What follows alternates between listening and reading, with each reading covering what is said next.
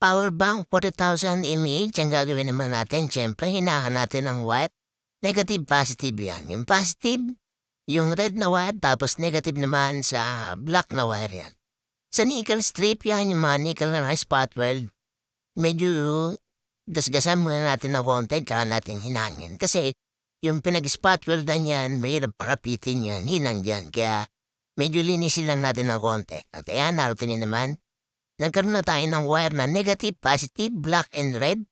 Yung red sa positive, yung black naman sa negative. Itatap na natin siya dito sa may power bank. Ayan. Lalagyan natin siyempre double-sided tape, yung 3M.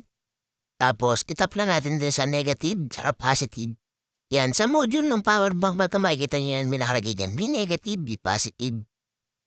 Itatap lang natin yan. Medyo sa paghihinang ng wire yan. Konting ingat lang kasi may mga parts na maliliit pwedeng dumikit doon. Kaya mapansin nyo no? Dahan-dahan yung paghinang natin. Tapos kinamita ko pa lang ng panghawak nyo sa wire yan kasi medyo masikip siya. Yan. Nakikabit na natin yung negative at positive ng power bank natin na DIY battery. Yan. Ang capacity nito, 40,000 mAh yan assemble. Sigurado medyo makunat na yung power bank na to. Meron tong Type C in and out.